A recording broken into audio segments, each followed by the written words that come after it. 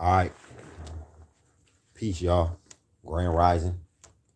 Today in this video, we are we're going to look at how they attack us through food. They attack us through meats that are forbidden, that we shouldn't be eating. And they attack us through meats that we could eat, that sacrifice was killed and sacrificed to their gods. We're going to talk about feasts, where we have whole meals that are dedicated to the worship of their gods, not knowing, but they promote this to us. This is how they attack us. We're going to start off, and I hope you listen very closely to this video, because if you listen to the information I'm about to give you, then you could benefit. You will benefit if you listen to the information and take heed. Okay? Our people perish for a lack of knowledge. Okay, not for a lack of righteousness or a lack of angels around you or a lack of God liking you or disliking you. No, it's our people perish for a lack of knowledge. That means ignorance can get you killed. Don't matter who you are, or don't matter what bloodline you're from. Ignorance can get you killed. No matter what nationality you are. That's what we need to understand. But they teach us to faith, just faith. Do you know how easy it is for an ignorant person to have faith? The most ignorant people got the most faith. That don't mean nothing. It's wisdom. If you were to study your scriptures, you would know that. The scriptures say study to show thyself approved. Not don't study and have faith and you'll be all right. Most of the people running around here talking that faith stuff, they get the scriptures read to them on Sunday. The pastor would take 2 verses and stretch them out. A whole 3-hour sermon. When in 3 hours, you know how many chapters of the Bible you can go through with explanation too? But look, we're going to get into it, and we're going to start off. We're going to start off in Numbers chapter 25. Here we go with verse 1. While Israel was camped at some of the young men began to go to wild parties with the local Moabite girls. These girls also invited them to attend their sacrifices to their gods. Now, let me tell you, what did that look like? Did it really look so holy and spiritual? No. It was a party, bruh. Like the 4th of July. The grill was on. You put the meat on the grill. You cook it. See? The fragrance go out. It's to your God. All right? So they got invited to cookouts. And they went to the cookout. The Most High doesn't see it as a cookout the way we simply see it as a cookout or a party. These are feast days. To us, we're like, yeah, it's a feast. We're about to eat. Nah, man, these are holy feast days. Do you do this annually? Yes. Then this is a feast day to what God? Oh, you celebrate the 4th of July? And y'all break the grills out? And y'all eat y'all meat? This is a feast day to what God? You don't know. You don't even think that way. So look, the Hebrew Israelite men, it says they started going wild. Does that mean that they was running around crazy? No, going wild meaning they were acting outside of who they are, out of their own nature. That's wild. That's when you're acting wild. They started acting wild. They started dating girls that they shouldn't have. They started going to parties that they shouldn't have. They started eating things that they shouldn't have. Look, and soon the men were not only attending the feast, but they were also bowing down and worshiping their idols. Now, if you get a girlfriend, a Chinese girl, right now, and she invites you to some type of celebration that the Chinese have, you're going to get dressed to impress. You're going to go to be around her family. Now, listen, before y'all eat, her dad or somebody's going to say, bow your heads. And then they're all going to pray before they eat. and you're gonna sit there, you're gonna bow your head, and then when it's over, when the prayer is done, then you're gonna eat. You know what I'm saying? You think no harm done, no harm done. I respect these people in their culture. No, no, you bowed and worshiped their idols. Okay, and that's what we don't understand. We go to Chinese places to eat, Chinese restaurants to eat. We walk right past all of the 20 Buddha statues that were right there. That is a representation of their God. And then we sit down and before we eat, got the nerve to pray over our food. Who you praying to? While you're in this place, listening to these people's cultural, traditional music and eating their cultural, traditional foods with their God posted everywhere. And you had the nerve to be sitting here praying. Who you praying to? You're praying to our God? I beg to differ. I truly beg to differ while you're in here. No, you're not. He didn't come in here with you. He doesn't agree with you in here. What's wrong with you? Listen, come on. Before they started cooking this food that you're about to eat, who you think they prayed to? You know what I'm saying? Sometimes I pray over food before I even started cooking it. Listen, before long, yesterday I prayed over the food before I served it. Listen, before long, all of Israel was joining freely in the worship of Baal, the god of Moab, and the anger of the Lord was hot against his people. He used the following command to Moses: execute all of the tribal leaders of Israel, hang them before the Lord in broad daylight, and his fierce anger will turn away from the people. The Most High declared that our men get hung by the neck and killed. Now, why? All they was doing was partying and dating, multicultural dating and going to feasts. What did they do so wrong that God would want to hang them? Listen, this is serious. I hope you're paying attention because we're going to go around to we're going to go to more scriptures in the Bible. We're not just going to stay here. Listen. See, Balaam was taught by Malak. Or was it Malak that taught Balaam how to attack Israel through what they eat? Sent women in. I'm trying to find it. Because right now I'm a little too ahead. You know what? I'll show you where it's at. Because it brings it up again in Revelations. All right, okay, Revelations chapter 2 and verse 14, it says, and yet I have a few things against you. You tolerate, it says, yet I have a few things against you because you tolerate some among you who did as Balaam did when he taught Balak how to ruin the people of Israel. The Most High said, I got a problem with you because you tolerate some of the people among you who do certain things. Not that you're doing it, but you tolerate the ones who are doing it. That's another thing that we need to understand. The Most High wants us to separate. He wants us to separate. I told this woman to start I said, maybe you need to start creating space between you and your husband. He went out and got that thing in his arm.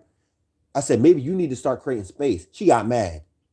Bruh, I have a problem with you because you tolerate people among you who do as Balaam did when he taught Balak how to ruin the people of Israel by involving them in sexual deviance, sexual sin, and encouraging them to go to idol feasts, to eat food that were sacrificed to idols. We need to start thinking about this. We need to start thinking about this. How much of that food in Walmart, I don't give a damn if it's chicken, beef, pork, or rabbit.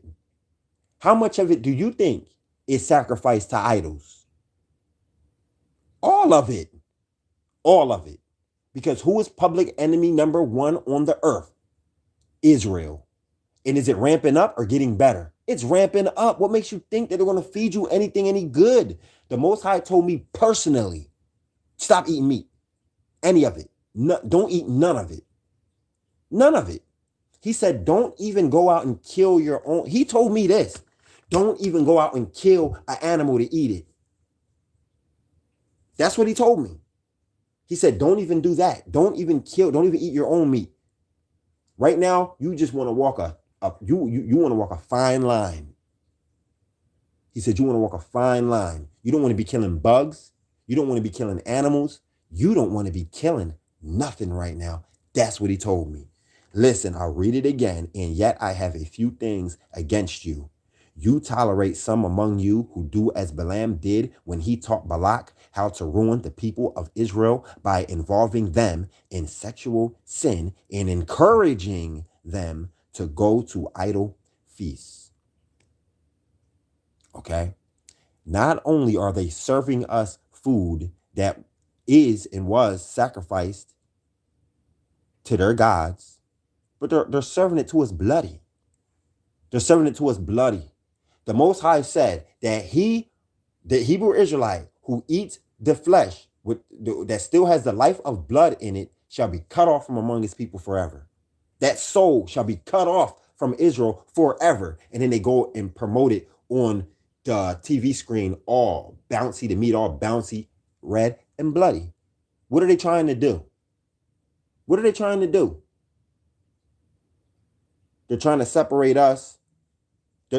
What the Spirit told me, they are trying to help put you away. Word for word, that's what the Spirit told me. They are trying to help put you away.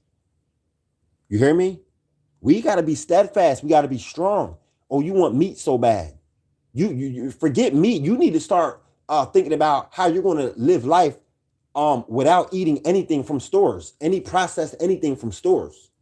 You go buy some lemonade from the store once and then look at all the ingredients. When you know darn well that all you have to do is get some lime or some lemon, squeeze it in some water, add some honey or some sugar cane, stir it up, and there you got lemonade. That tastes better than the crap in the stores. It's so easy.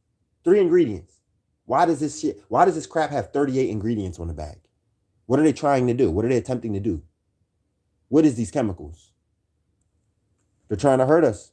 Okay, so hold on. Let's keep on going. But I want you to remember that the Most High said, I have a problem with you not because of what you did, not because you did anything wrong, but because you tolerate the people around you who you tolerate. The Most High don't give a darn if it's your son, if it's your daughter, if it's your mom, your grandmom, or your pastor. You are not supposed to tolerate somebody who you know is wicked. And anybody who operates in sexual deviance, you need to get away from them. Period, point blank. You hear me? Period, point blank. Now, let's continue. Let's go to where we're going to go at. I hope you're listening, because this is what they do. They try to poison us they try to get us through the food. Christ said it's not what goes in your mouth that defiles you, but it's what comes out of your mouth. Lie. It's a lie. That is a lie. What goes in your mouth can and will defile you. And there's so many examples of that in the scriptures.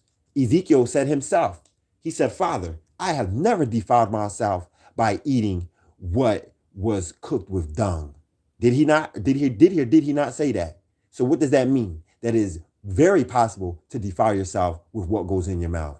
You have to study to show thyself approved. These devils lie, man. They lie, and they get you thinking that they come on, man. They lie. Listen, come on, let's continue. This is 4th Maccabees, chapter 5, in verse 1. The tyrant Antiochus, tyrant, a wicked ruler, Antiochus, therefore, as far as I know, he was a Greek or a Roman. He was a white boy. He was a white boy for sure. Therefore, sitting in the public state with and he was one of the predecessors of Alexander. Okay? Alexander, the white boy. Therefore, sitting in the public state with his assessors upon a certain lawfully place, this is government, with his armed troops standing in a circle around him, he commanded that his spear bearers to go out and seize every one of the Hebrews and to compel them to eat swine's flesh Now, this is a decree that went out. This is a decree that went out from the government, okay, who was set up in Jerusalem in those days. And they were set up all over the place, as a matter of fact, everywhere in those days. Why? Because Alexander seized the world. He took over the whole world. And things offered to idols. He commanded that his spear bearers, this is his armed troops, to go out and seize the Hebrew Israelites and compel them to eat swine's flesh and eat things that are offered to idols. And should any of them be unwilling to eat the cursed food, then they will be tortured on the wheel and killed.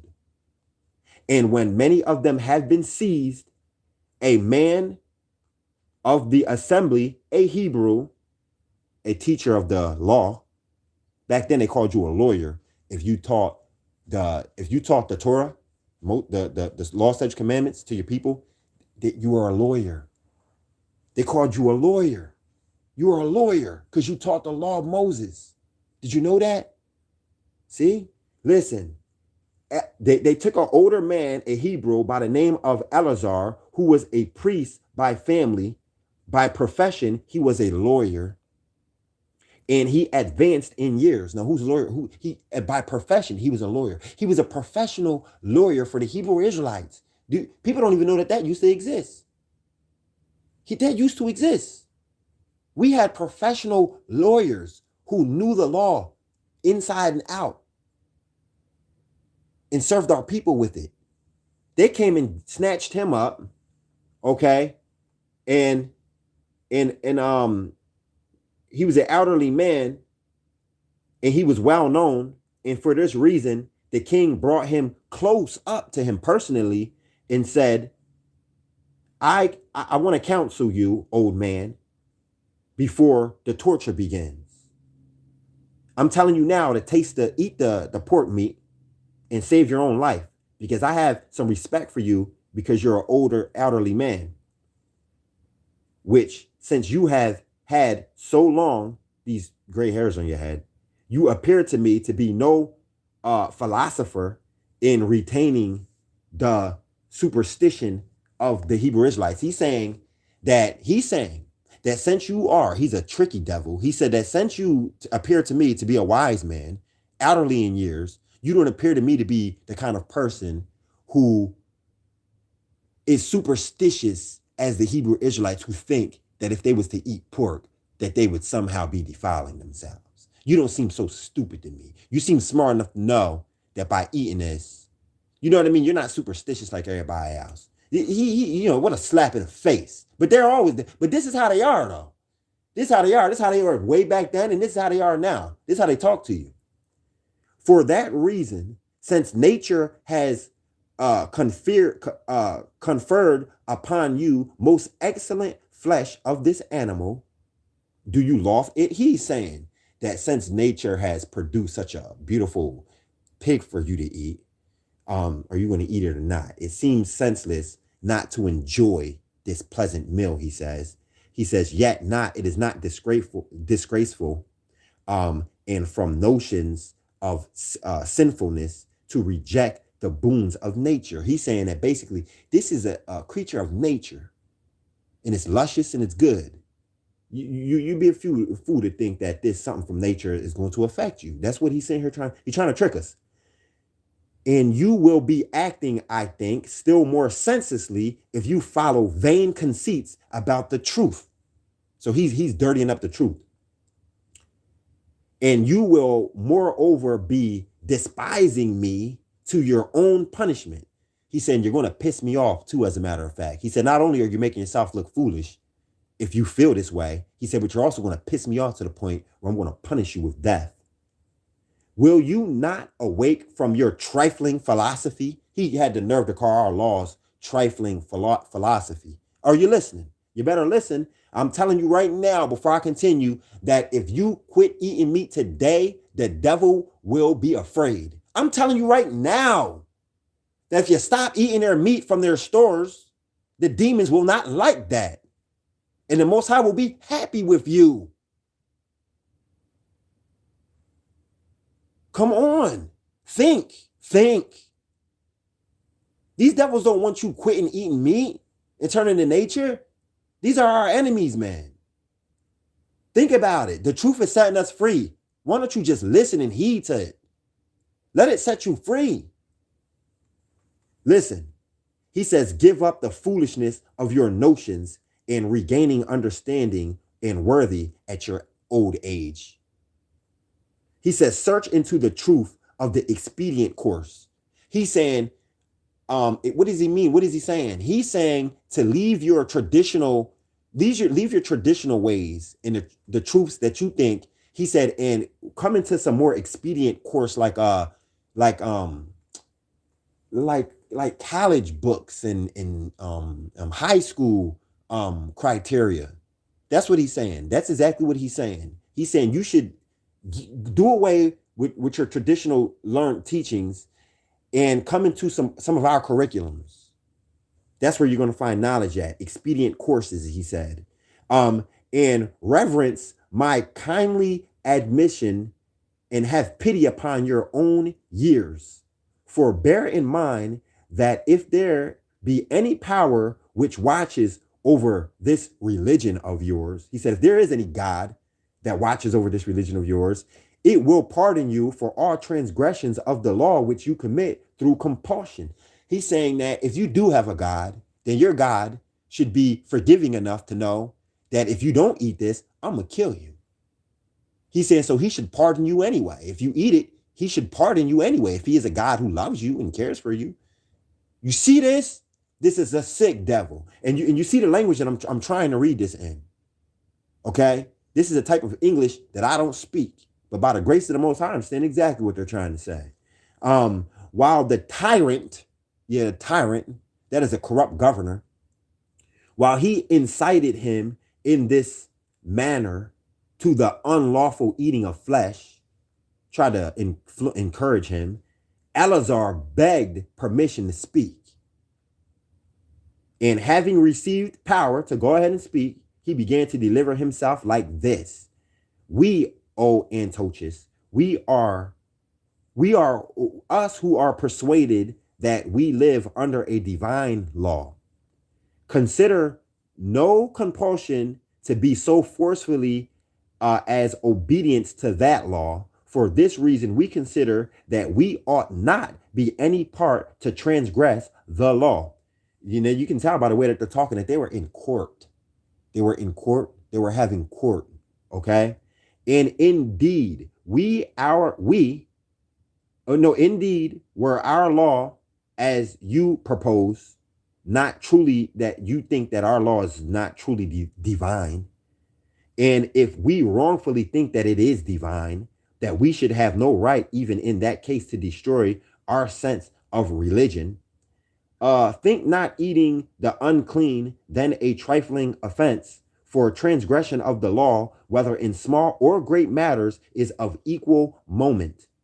Meaning that if I ate even the smallest iota portion of this meat, that I will be transgressing the law, whether you believe it or not, he's telling this dude. For in either case, the law is equally slighted. But see, he's saying that either you see what he's saying. But you deride our philosophy, you override our law as though we lived irrationally in it. Do you hear what he's saying? He's saying you deride the laws that we live under as if we're running around here robbing and raping. What problem do you have with the laws that we follow and the philosophy that we live under? We are not robbing. We are not raping. We are teaching our people to be respectful, to not be out here sexual immorality. We're not, you know what I'm saying? We're not drinking in the streets. What is the problem with us? What problem do you have with us? And that's the same exact thing that Malcolm X was saying to them. He was saying, we fix up so many people in the community. What is your problem? You should love the Muslim. He said, you should love us for what we do. He said, we clean people up. We make profitable, we make productive members. We turn crackheads into productive members of society, is basically what he was saying. We clean people up. You don't have to worry about them when you ride by. They're not robbing or raping anybody. Why don't you leave us alone? And that's what the brother's sitting here saying. He said, yet you instruct us in temperance so that we are superior to all pleasures of lust. It exercises us in manliness so that we cheerfully undergo every grievance. I think what he's saying is that the way that y'all are hounding us, it makes us go in a dirty way. It makes us enjoy the wicked pleasures of the world. You make us enjoy the wicked pleasures of the world when we don't even want to do that. You know what I'm saying? You make us turn to alcohol for relief with your system and the way you have it is what he's saying. And it instructs us in justice so that in our dealings we render what is due, and it teaches us piety so that we worship the one and only God becomingly.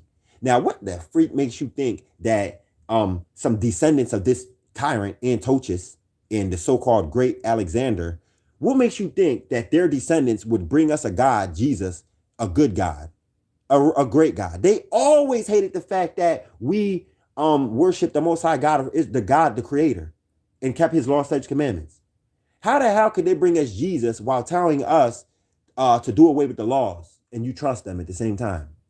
They're in a tricky way getting us to disregard our laws and our philosophies that we always used to stand for. We just don't stand for them anymore. You see what I'm saying? We got to be able to stand strong. How hard is it for you to man up or woman up and be like, I'm not even risking it anymore. I'm not risking it. I'm not eating it. I'm just not going to eat it. I'm going to stop eating meat. And then what you need to do is you need to start working on not eating anything from them stores. And I mean nothing at all, from no restaurant or no store. You need to rely strictly on the Most High. That'd be good for you. That would be great for you. You should realize that. He says, for that reason, it is that we eat not unclean, for relieving that the law was established by the Most High God. We are convinced that the Creator of the world, in giving His laws, he sympathizes with our nature. What did he just now say? He said, we believe that the Most High God, who is the creator of the entire world, sympathizes with us in our nature, even if you don't like it. Or even if it seems to them, it seems obsolete, it seems retarded, is what he's saying. Bro, if that was the case, then you wouldn't be trying to force us to eat pork. Stop lying so dang much. And it's crazy how in this day and age, they're trying to, while they set a decree to get us to eat pork and what was sacrificed to their gods, we have to actually use our religion as a way to opt out. Does that sound familiar? Look today, they sent a decree out that everybody must have that thing in their arm, and people are using religious reasons as a way to try to opt out. You see what I'm saying? It's nothing new under the sun. These devils have the same exact tactic over and over again. If you think that they haven't been poisoning us, man, you're out of your mind. You are out of your mind. And we send our little babies straight into their possession. And I mean straight into their possession. They get all kind of needles in the legs and everything. We've been trusting them. Man, what does it even matter if you eat the pork, if we take the DNA from the pig and pump it right into your baby? What does it even matter? What does it even matter? They're a trick and they're slicky and they're slick, and you need to remember that. For real, you need to remember that. They need to do what they're doing. Listen, those things which are convenient to our souls, he has directed us to eat. But those which are repugnant to our soul, he has instructed us not to. Now, he just now said that things that are convenient to our very soul, the Most High instructed us to eat. But things are not convenient to our soul. He told us not to. People don't even think soul when it comes to what they go and eat. They think flesh. They think they're feeding the body. Yeah, it has to do with the soul too, though. I'm telling you, it has to do with the soul. I'm telling you. Me changing up my diet has helped me tremendously with the way that I think, even with the way that I feel. And that has nothing to do with feeling with touch, with the flesh. Nothing to do. It helped me spiritually, to grow spiritually. And that is the truth. The same way how not eating can help you grow spiritually, fasting can help you grow spiritually, eating can help you grow spiritually too. It's complete balance. Those things which are convenient to our souls, the Most High directed us to eat. And the things that are not convenient to our soul, the Most High told us, which are repugnant to our souls, the Most High told us not to eat. Okay, so they're attacking your very soul. All right. But tyrant like you, like a wicked government, you not only force us to break the law, but you also force us to eat, that you may ridicule us as we so profoundly eat it. Ridicule us. They're going to laugh and mock us as we so profoundly eat it. Now, do you think that they're mocking us? We so freely eat pork. You got Charleston White on his channel just every day showing off eating a ton of bacon. Talking about he eating good. Bro, they're laughing at us. They're laughing at us. But you will not have this cause of laughter against me. That means he knows, he's saying, you know good and well what you're trying to do. You're trying to get me to defile myself. Had me out here, a man acting like a fag. You had me out here crying. When the Most High just leaves me completely, man, I'll be on my hands and knees. I'll be crying.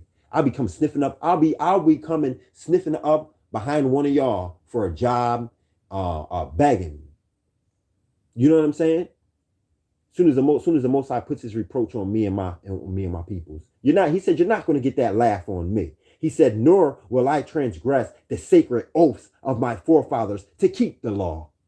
Now, you got people out here talking about eat what you want, eat what you want. You can eat what you want. The laws are done away with. They don't read and they don't study. And as a matter of fact, they probably do, but they're purposely misleading our people. No, not if you pluck out my eyes even and consume my entrails.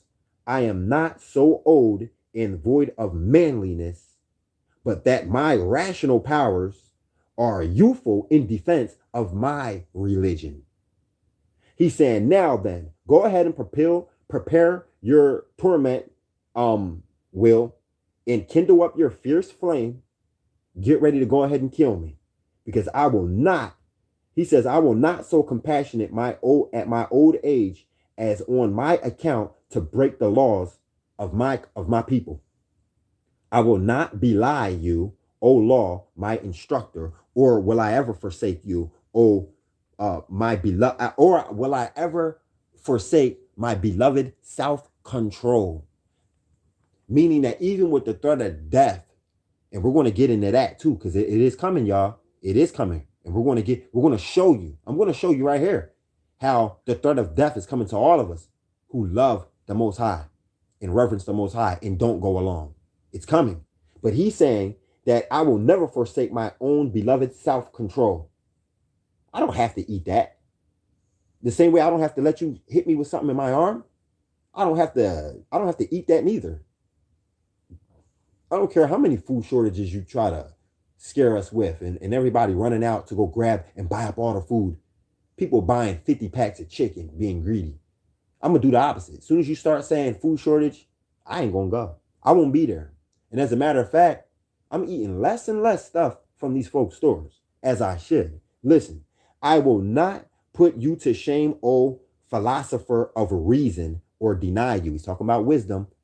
He's talking about the philosopher of reason, which is wisdom. And I will not deny you, O honored priesthood and science of the law. He says, mouth, you will not pollute my old age, not the full stature of a perfect life.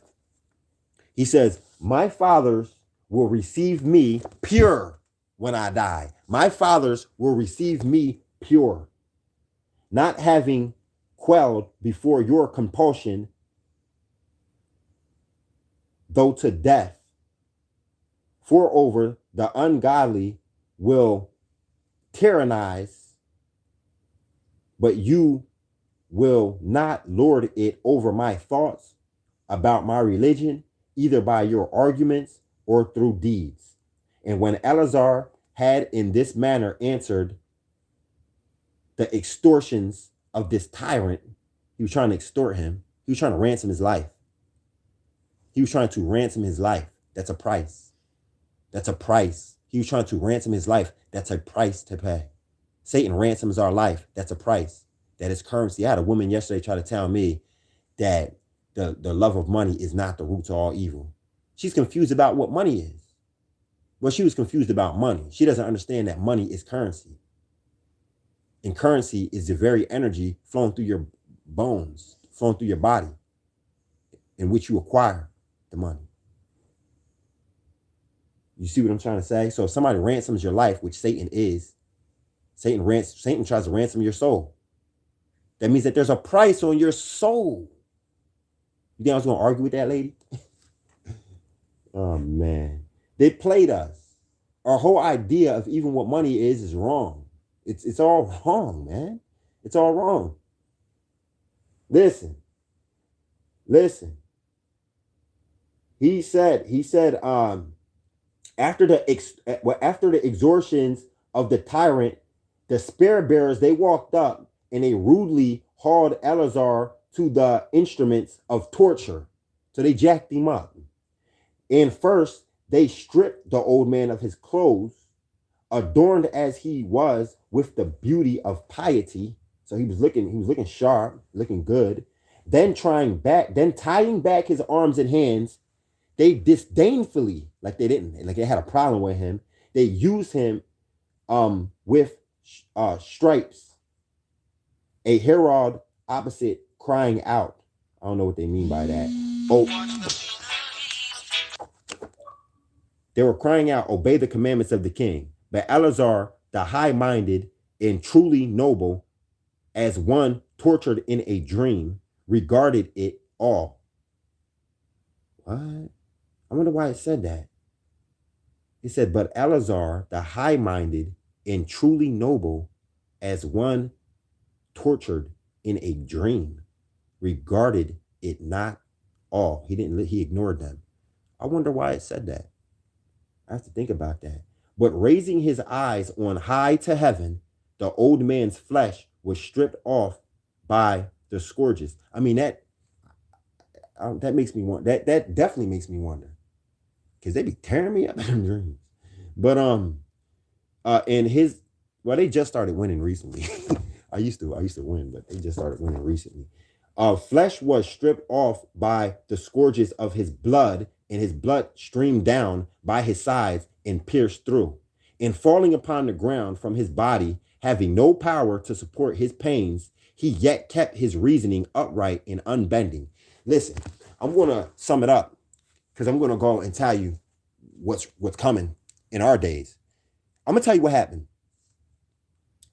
Before he died, before they speared him to death, some of the friends of the king said, listen, Eleazar, they came up personally to him and they said, listen, man, they said, why don't you just act like you ate the meat so that your life can be spared? And he yelled at them and said, no, I will not even do that. Go ahead and just kill me. It said that even the dudes with the spears, the armed soldiers, they had great respect for him because of the strength that he was showing. He was not crying. He was trying to stay as straight-faced as possible while they were gutting him. Okay? And he died.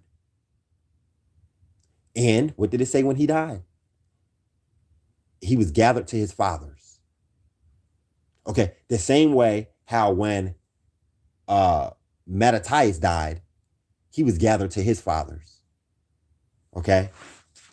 Let's go to so I'm telling you now, these devils got a plan for us. These devils got a plan for us. They don't like the fact that they don't like it. They try to keep it hush because, you know what I mean? They try to keep it hush. But they're slick. Listen, even in the soil that they would grow the crops, somebody who's a vegetarian and don't eat meat for the past 50, 60 years, people didn't know this. Listen, they were eating crops that had feces in the dirt. Now, if you put now, come on, I could take a stool sample from you right now and know your blood type. I could take a stool sample from you right now, bro, and tell you if you got high blood pressure or not. Because the blood, there's blood in the poop. There's blood in it. It's a part of your body, man. Listen, so if they're taking poop from cows, pigs, and whatever kind of animals and spreading it over the dirt and then growing your lettuce with it, and then you eat it. Come on now. I mean, what do you think happens? What do you think? They're slick. I'll just tell you like that. They're slick. They're very slick. That's why forever they don't mind you being no vegetarian, or as long as you come and buy your food from us, it don't even have to be meat. It don't even have to be meat. They can have a little seance over the food and bam, send it. You Walmart. You see Walmart the little yellow dots. What does that look like to you? It looks like the badge. It looks like a police badge. It looks like the witch. What is it? What is it called that the witches use? That star. I forget. All right. So where are we going, bro? We're going to. Where are we going? All right. We're going to. Hold on, y'all. I got Ecclesiastes. Okay. No. All right. We're actually staying in the Apocrypha. Okay, and we're going to Second Ezra. Listen closely, y'all. Second Ezra. This is Second Ezra. This is him prophesying of the days that we're living in. Second Ezra, chapter. We're going to go to chapter 16, verse 68. Listen closely. For behold, the burning wrath of a great multitude is kindled over you, and they will take away certain of you, and feed you with which was slain to idols. Now, think about what I just now said now. Now that has nothing to do with just pork or just chicken or just anything, does it? They're going to feed you with what was slain, killed to idols. Listen, for behold, the burning wrath of a great multitude is kindled over you. This is to Israel. And they will take away certain of you. They will take away certain of you. Did they take Dr. Sebi away? They did, didn't he? Told us that he died. Just took him away. At the same time, Laila Africa died. Paul Mooney, off the scene. Tupac's mom, off the scene. Prince, Michael Jackson, off the scene. Tupac, off the scene. Muhammad Ali, off the scene. All these people, all around the same time. Kimbo Slice, off the scene. The list goes on. Black Rob, off the scene. What's that other dude from Digital Underground? Shock G, off the scene. These are just entertainers because they've been taking us off the scene at a fast and alarming rate. A lot of us are getting snatched off the night streets. A lot of us are getting snatched off the night streets and nobody cares because it ain't happening to them. Listen, for behold, the burning wrath of a great multitude is kindled over you, Israel. It's the last days. Now, everybody wants to talk about we're all in this together. We're all just targeted individuals, black, white, Chinese. No. Hey, listen, this is to Israel. We are the nation who the Most High really has his reproach against. And these devils hate us. We're public enemy number one all over the world. There will be a great multitude burning against the multitude of you. There will be a burning wrath of great multitude that is kindled over you, for they will take away certain of you, and they will feed you with which has been slain to idols. And those who consent to them will be had in derision and in reproach and be trodden underfoot of them. Did you hear me? And those who consent. That means those who go along. Those who go along. That means that you go down there, you're the first one in line to let somebody stick something up your nose. And then you're the first one in line letting somebody shoot something in your thing. You're going along with it. And then you don't even know that they're trotting you underfoot, you dummy. You think that, oh my goodness, this is what it's telling you. You're the one you're the one that's under the most attack, you dummy, for going along, for consenting. But don't worry, they're coming after the ones who don't consent either. Let me continue. But let me read that again. And those who consent and go along with them, they will be had in derision and in reproach and be trodden underfoot of them. So they're going to trot you underfoot, and you even went along. Clown. For there will be in various places and in the next cities even a great insurrection upon those that even fear the Lord. What is an insurrection? That is a violent overthrowing. An insurrection is a violent situation where you will be knocked off your square violently. That is what the people of the Most High are going to have to deal with. For there will be in various places and in next cities a great insurrection upon those that fear the Lord. They will be like madmen, sparing none, but spoiling and destroying those who still do fear the Lord. So the go-alongers are going to get trodden underfoot. And the ones who don't go along with them for fear of the Lord are going to be trodden underfoot. For they will waste and take away their goods and cast them out of their houses. So they're coming to kick you out of your house.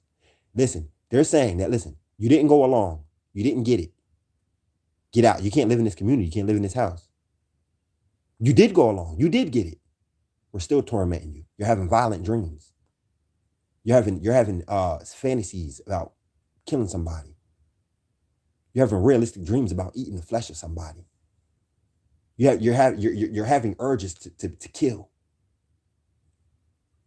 Do you hear me? Listen, that's what I'm saying here telling you. The ones who do go along are going to be trodden underfoot. The ones who don't go along, who still have the fear for the Most High, are going to be trodden underfoot and kicked out of their houses. Their goods are going to be taken away from them. That's what I told you. Be prepared, man. Get prepared. Be prepared to lose everything. Be prepared to let everything go. Be prepared to change your diet. Be prepared to stop drinking that. Be prepared to stop eating that. Be prepared to go for days without, when I say be prepared to go for days without eating, prepare yourself.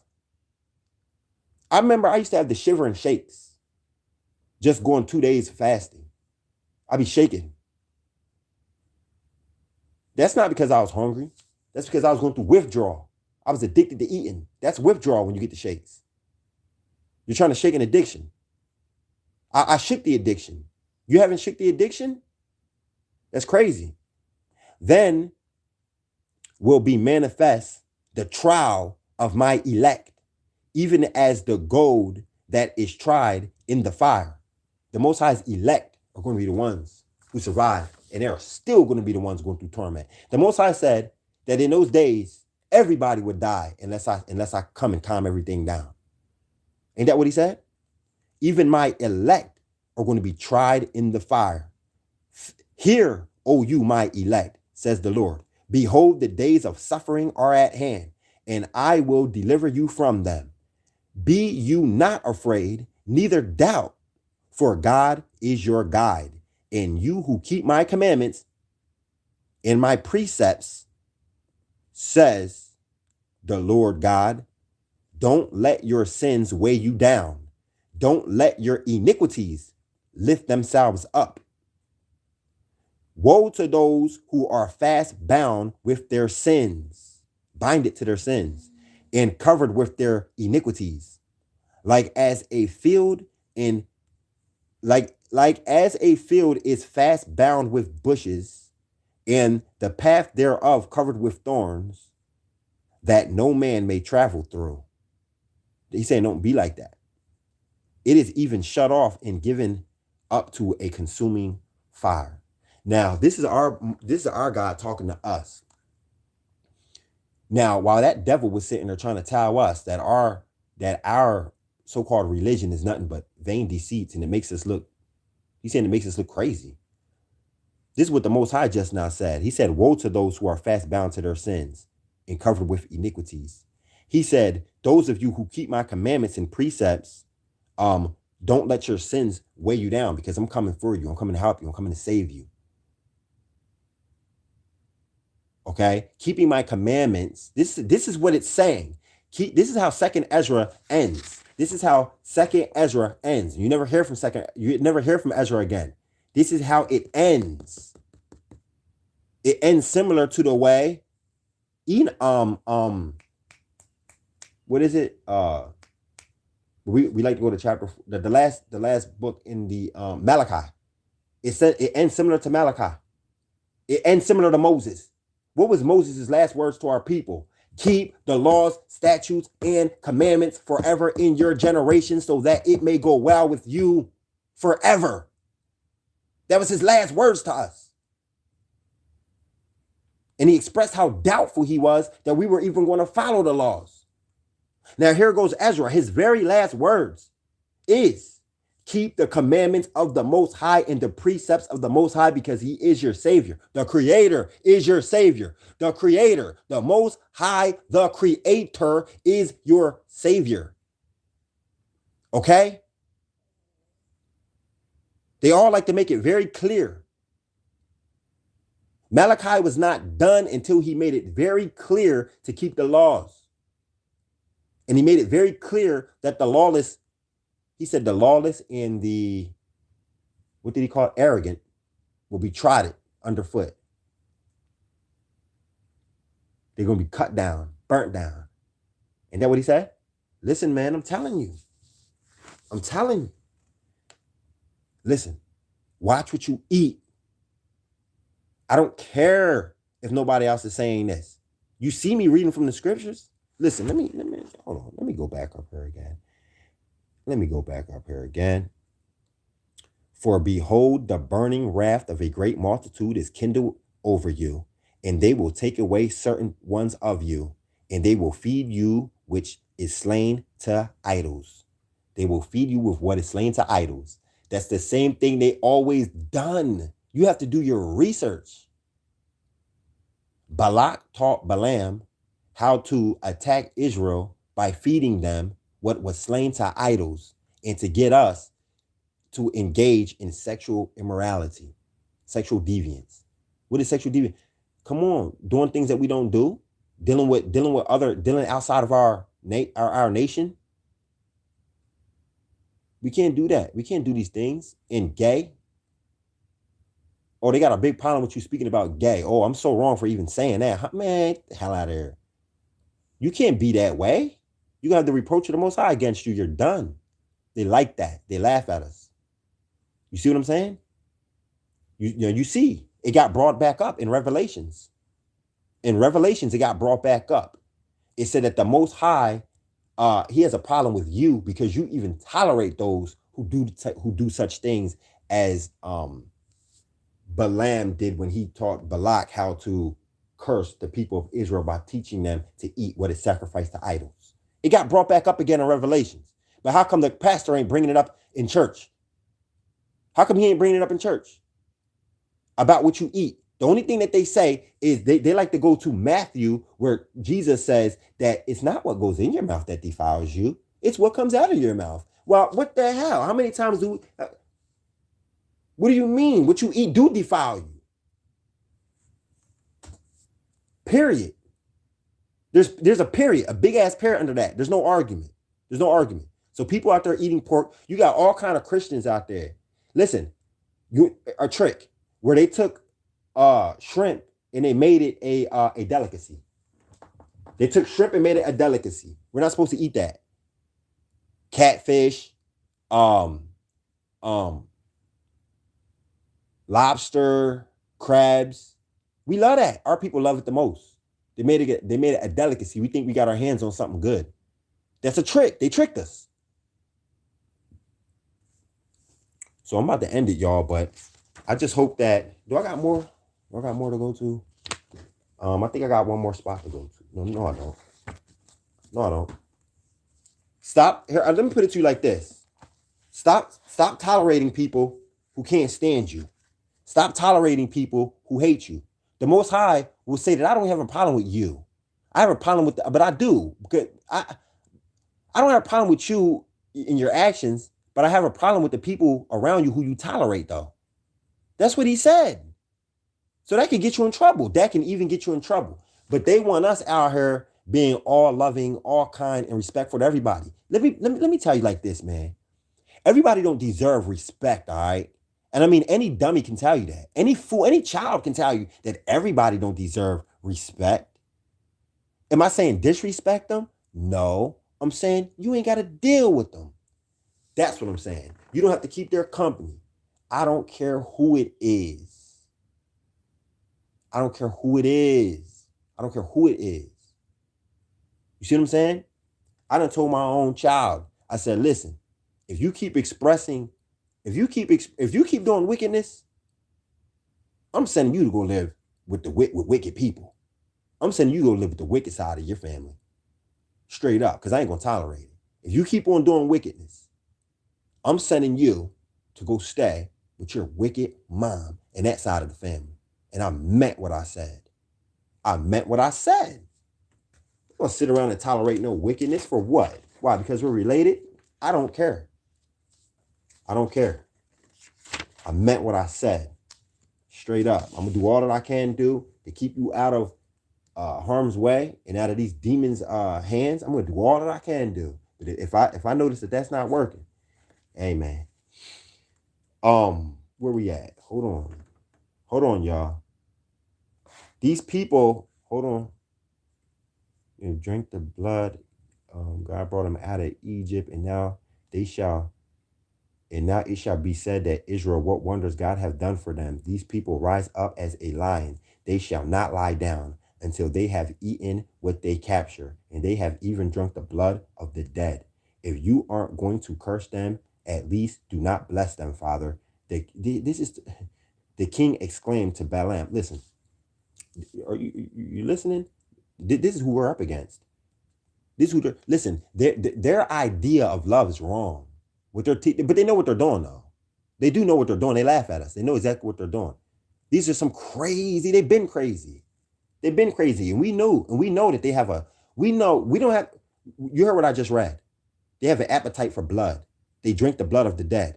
We know that they're bloodthirsty. We know that even to this very day that they have little rituals and seances where they come together, the Masons and all that, and they drink blood. They drink blood of people. They drink blood of babies. They drink blood of animals and all that. They still do it to this very day. And these are the very ones who come out here and say hate speech. They come out into the world. They're here. They're not just in dark places.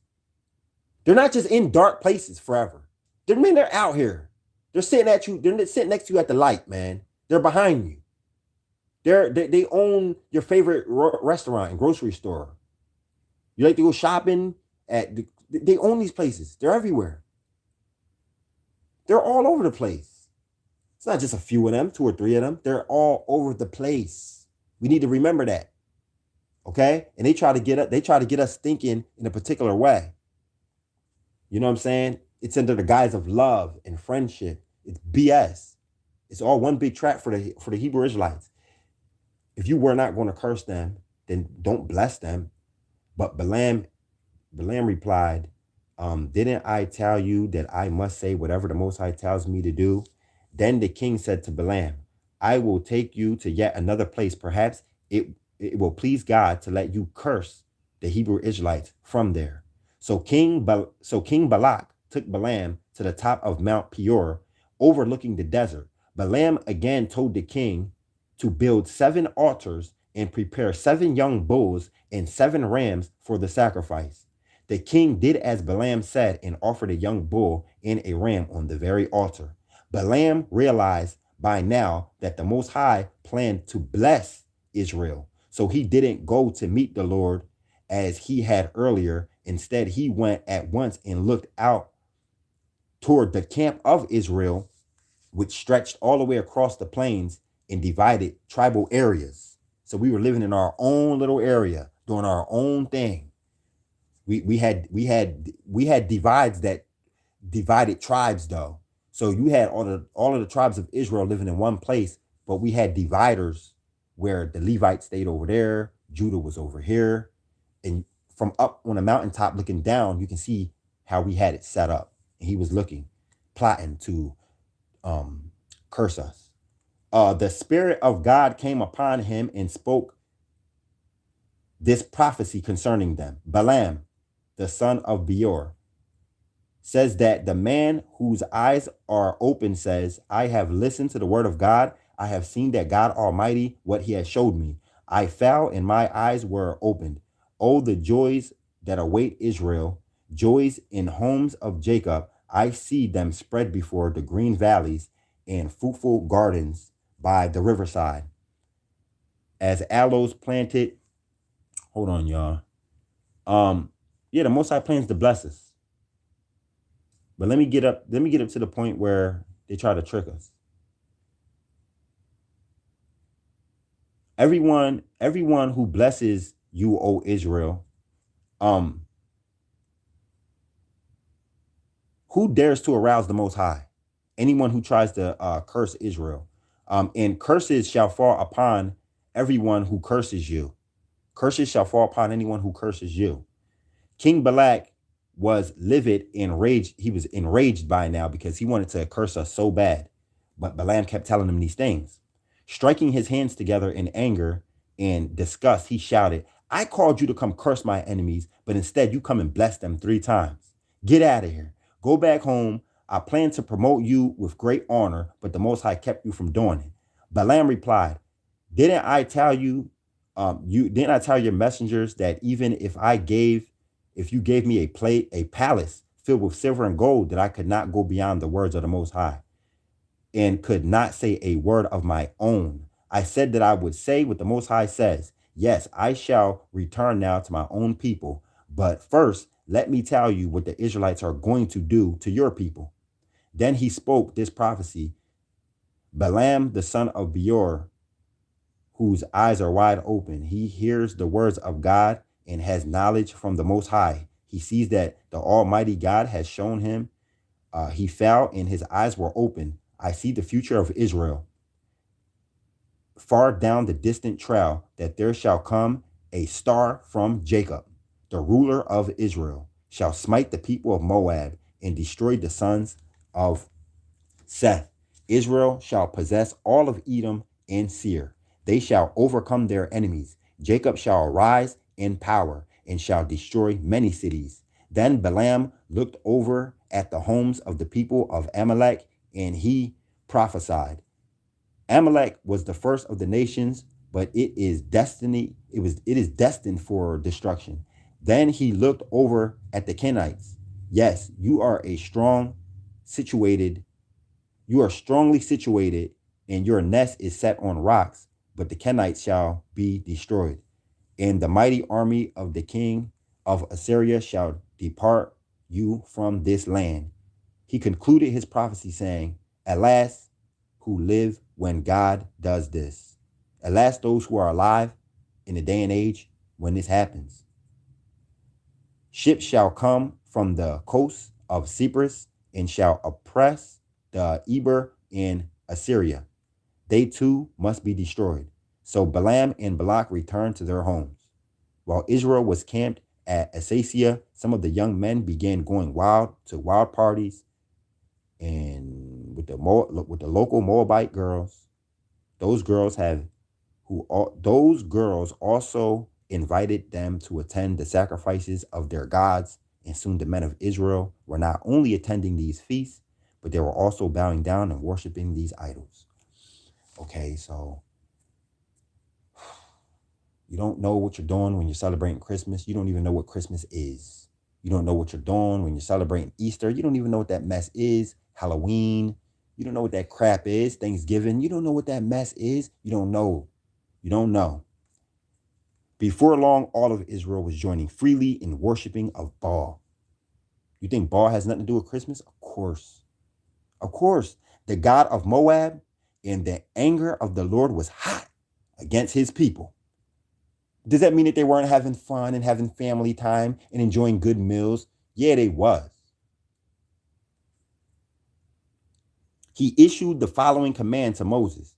Kill all of the tribal leaders of Israel, hang them before the Lord in broad daylight, so that his fierce anger will turn away from the people. So Moses ordered the judges to kill all of those who worship Baal. You are living a death-worthy life by the Most High's decree if you are taking on the customs of these heathen. Period. You don't have to like it. It is what it is. All the way up until the last days, that that Ezra was prophesying about. These are gruesome acts, okay? And even the Israelites who declined to do it are still going to be trodden underfoot and tested. Much more the ones who are going along with it. You see what it said? The ones who go along are trodden underfoot, and the ones who are not do not go along are trodden underfoot and even kicked out of their houses. This is getting serious, and you already see it happening. I already told you. I said pretty soon your landlord is going to make you show proof that you got that thing in order to stay in that house. Pretty soon, even before he does that, your job is going to make you have the proof that you got it in order for you to stay in that house. Or you're going to have to go along with cryptocurrency. That's one thing I know for a fact. I ain't stupid. I'm not stupid. These devils already got too much control. Why would I get cryptocurrency where money is just a digital? It's just digital. It's just a digit. It doesn't even, it's just a digit. They can pause it, freeze it. They can give you $1 million or zero right now. No paper trail. Means nothing. You must be a fool to go along with that crap. You must be a fool to go along with that crap. You can't even, come on, are you serious? There ain't no way. There ain't no way. And when you don't go along, then what? You can't operate within society. So what's it say? They're gonna seize your assets and they're gonna kick you out of your home. You heard of Jacob's trouble in the wilderness. Well, if you're not in your home, where are you gonna be at? Where are you gonna be at? On a corner? No, you're gonna be in nature. And those who have been preparing, nature ain't gonna be all that bad. I mean, it ain't gonna be all that good with the world still operating the way that it is, and you're in nature trying to survive. But it's going to be better than being out in the world with no practice whatsoever. You haven't been eating or drinking from nature whatsoever. I'm just crazy when I tell you to drink from rain and this and that. It just doesn't, it's just crazy. I've been bathing in rain for over 3 years now. I don't let that tap water touch me. What do I look like? What do I look like knowing that the crap is poisoned and washing in it? What do you look like doing it? For its convenience? For its convenience, it's so convenient, right? So Moses ordered the judges to execute all who worship Baal. But one of the Israelite men insolently brought a Moabite girl into the camp right before the eyes of Moses and all of the people as they were weeping at the door of the tabernacle. When Phinehas, the son of Eleazar, and who is the grandson of Aaron, the priest, ain't that, hold on, let's just pause, because anytime I read that, I'd be like, yo, this is beautiful, bro. Like, it's just, I don't know. I just like the fact that people are around, people have the opportunity to be around the grandchildren and the family of Aaron and stuff like that. And when you read the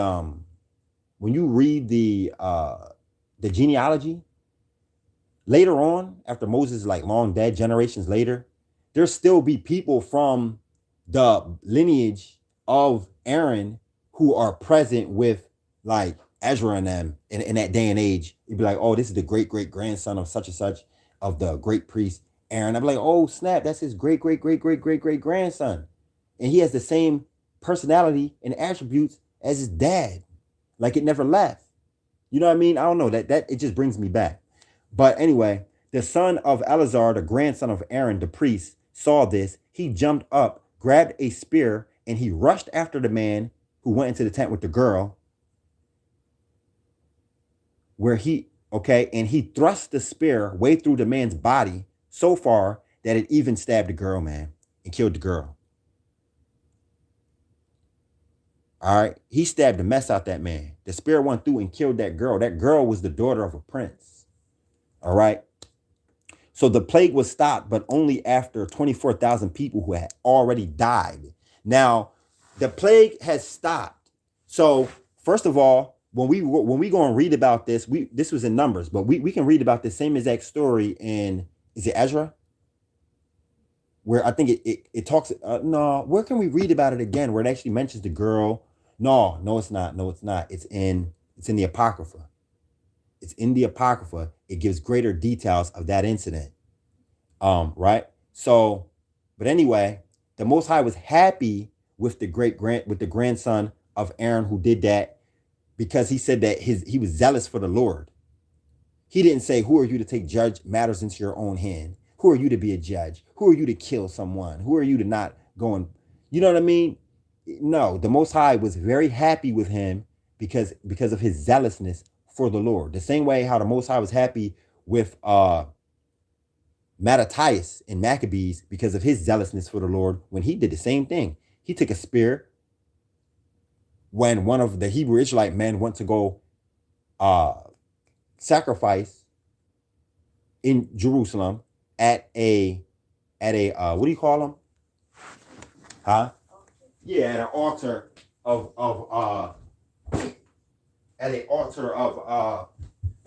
Baal. So he took the spear and went and killed the dude right there at the altar. The Most High appreciated it. All right. So don't let these devils tell you about your God. Who are you to tell us about our God? Our God is a God of strength. He ain't weak. He's not a God of weakness. You can't paint a picture of him. You can't paint a picture of our God with some robe and his hair blowing in the wind, with his hands all in some little soft. You can't do that with our God. You can't even do it. You can't paint an image of him at all. You can't even do it. And when you think about our God, you should think strength.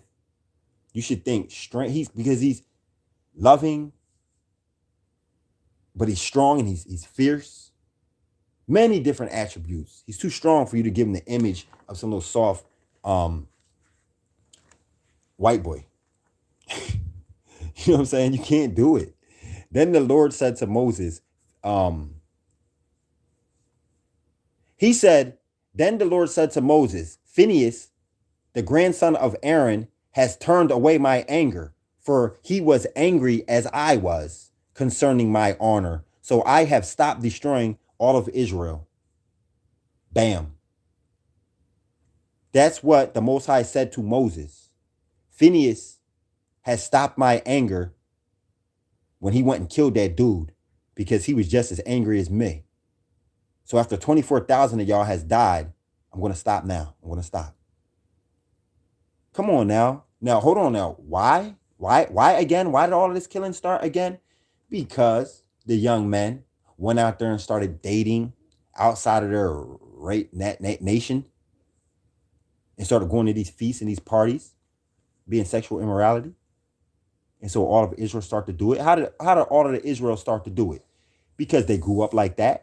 When you grow up without principles, when you grow up without a God, when you grow up without correction, it could turn the whole nation. It could turn the whole nation of people corrupted. They grew up. Them young men became the elders, and they had children. They had children who were raised without you know what I mean? There was no structure. We are living right now in this is the aftermath of a bunch of lawless people. Here it is. You're looking at it because our parents didn't care about the laws, and their parents didn't care about the laws. We are all the victims of generational curses. You know, and sometimes I be thinking like, yo, I still feel like a little boy, bro. Like I don't have closure. It is kind of personal, but me personally, I be feeling like I don't have closure from the stuff that happened when I was younger. I still feel like I still feel boyish. You know what I mean? Like, I don't know. I still feel boyish. Like a boy. I feel like a boy trying to take on this world.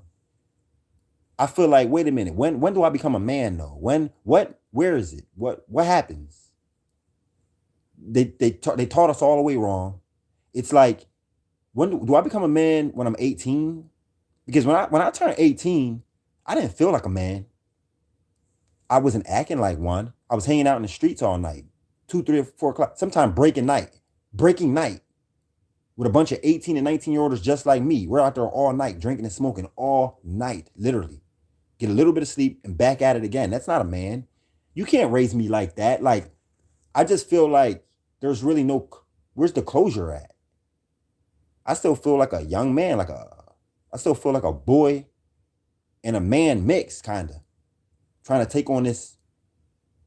That it just goes to show that our guidance is coming from the Most High God of Israel. I just put it to you like that. It's the Most High that makes you a man. It's the Most High that makes you a woman. Now, what are you going to do when the Most High comes and makes a man out of you, makes a woman out of you? Are you man enough to say, yeah, I ain't going to eat that no more?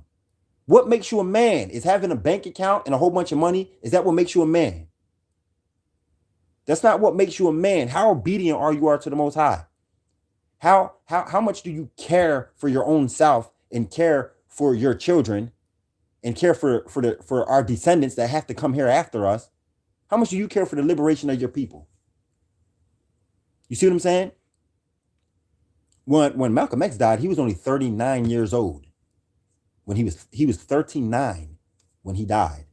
You could see him at the age of 34 speaking so articulately, so smart, so intelligent. When did he become a man? Because he was raised wrong too. He went and did all them years because he was running the streets, running around white girls and everything, gambling, selling drugs. What made him a man? You know what made him a man? Is when he started to seek the Most High. And when the Most High put responsibilities on him, he agreed to those. He did it. He did what he did. He cleaned himself up. He stopped eating this. He stopped drinking that. He started to read and study the Quran and the Bible and other folks' religions and study what people would say. What do you call it? The ideology of man that they try to put out there for us all to go along with. You have to study it. You have to see what's wrong with it. You know what I'm saying? And then that's what made him a man. His love and compassion made him a man. He had his mind made up. He said, I'm not afraid of that. This is worth dying for. He had his mind made up. So what makes us, we need to start to look at ourselves and say, what makes me a man? What makes me a woman? If you're at the age so-called, I don't think there's no age to be a man, because as far as I'm concerned, all my children is men and women. And I know that they are, because they have more wisdom than my children got more wisdom than a lot of these grown folks out here. And they already have they live their life based on principles. Now there's two kinds of principles. They live their lives set on the principalities of the Most High. You feel me? I believe that Jeremiah was a man already when he was little. I believe, and this is what the Most High told me. He said, stop treating them children. He said, don't treat children like a kid. Don't treat children like the ideal way that don't all that smiling. Hi, how are you? You're robbing them. You're robbing them. And there's already a system out here that's robbing you. You don't add to it. You have to overturn it. So while they're treating that man like a little baby, you treat him like a man. You teach him principles. You teach him how to walk in truth without fear. He would never have fear if you, come on, the Most High has ways of showing you that I'm with you. I'm going to tell you to do this. If you do it, you're going to know for a fact that I'm with you. Period. What makes you a man? I'm asking you, what makes you a man? Because Eleazar, when they went to go try to kill him, when they tried to provoke him, scare him into doing something that went against his principles and his beliefs, he said out of his mouth, he said, even me at this old age, I am a strong, manly man. Ain't gonna happen. See? Now look at us in this day and age. They're saying that being a man is toxic. You can't even speak in a certain way because you're being toxic and rude. You know what I'm saying? They're trying to take our manhood away. They know that it wasn't only the Most High in what Eleazar's the law, statutes, commandments that kept Eleazar from not going along. They know that it was his manliness about him too. I don't want to eat that, so I'm not going to eat that. I don't even want to. You see what I'm saying? Even if it wasn't in the law, statutes, and commandments, if it didn't have anything to do with the Most High, but it's you coming saying, here, eat this. No. Who the hell do you think you are to come and put something in front of my face and say, eat it? You see what I'm saying? No, I'm not going to. I don't give a darn if it goes along with. I don't care if it's something. I don't care if it was a fig, straight fresh off the fig tree. You giving it to me and making it a decree that we must eat it or die? No, I ain't eating it.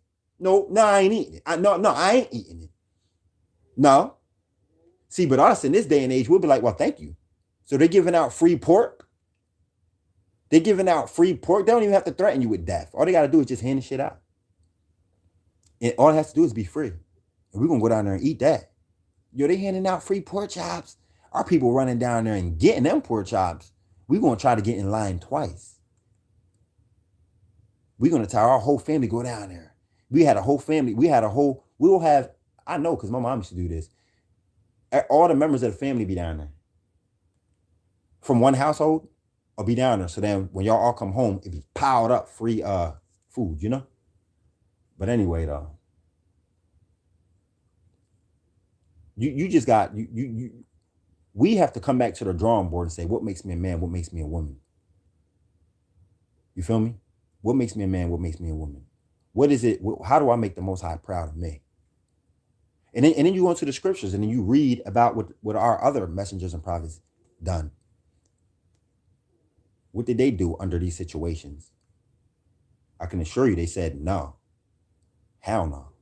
Not doing it. Not going along with it. So anyway, y'all, there it goes, man. They're going to try to, in the later days, they're going to feed you with food that was offered and slain to their idols. Slain, meaning that it was alive. And now it's dead. That's meat. And slain to their idols. Okay? All right? So they're slick and they're tricky too. Because they can take some of that and put that in your soup, in your broth. They can put it in your broth. They can put it in your injections. And you know they will. And you already know that they do. You know what I'm saying? So everybody who hit the like button, thank you. I appreciate it. I hope that this helped you. I hope it edified you. I hope that you got your mind made up like, yo, I'm not eating that. I don't care. I don't care how good it tastes. It ain't worth it. It is not worth it. Watch. You will see. You will see how happy the Most High is with you. And watch.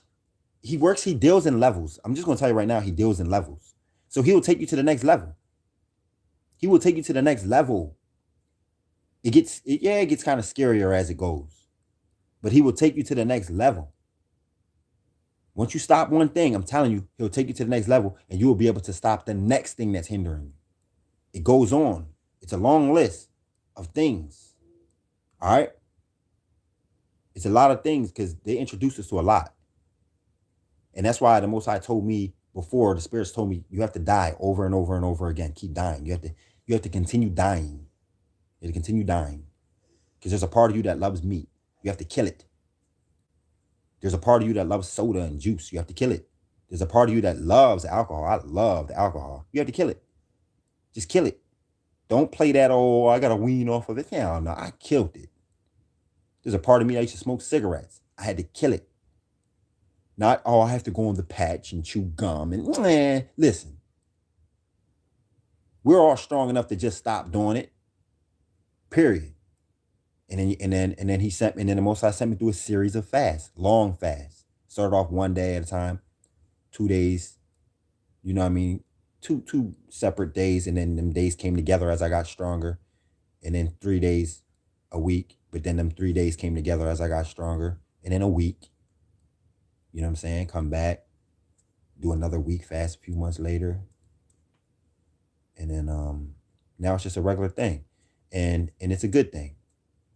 Because you eventually we have to clear all that stuff out. Reset. And my first 7-day fast, I almost died. You remember I was looking like a skeleton, bro.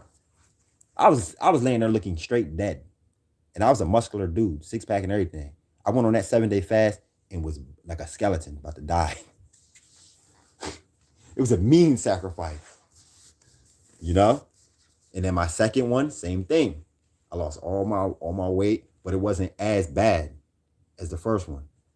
And then I did 3 of those. I did 3. I did 3. And I made it harder for myself because remember, last year I went to day 5 and then I broke. I couldn't take it. And then like 2 days later, no, I ate. What did I do? I went 5 days and then I ate and I went right back for the 7. I said, no, I can do it. Yup. And then I did 7, which I made it worse for myself. I fasted 5 days straight, ate one night, and then went right back for 7 days again.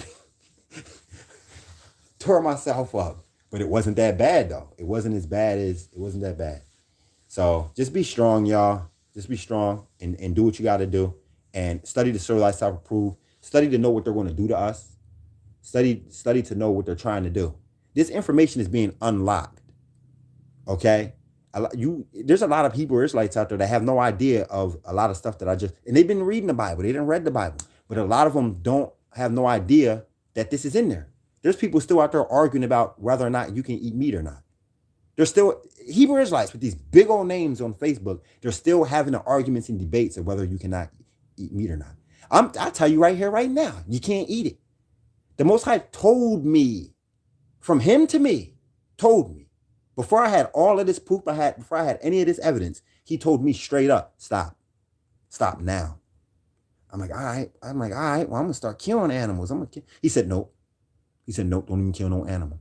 He said, don't kill no bug, no roach, no spider. No, you don't kill no animal. Don't kill no snake.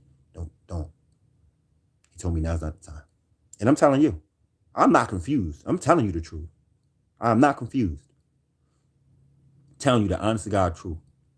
Okay? And all these people out there having these arguments whether or not we can eat meat. And Moses said that we can eat this. See, look right here. Look, we're allowed to eat this, and this.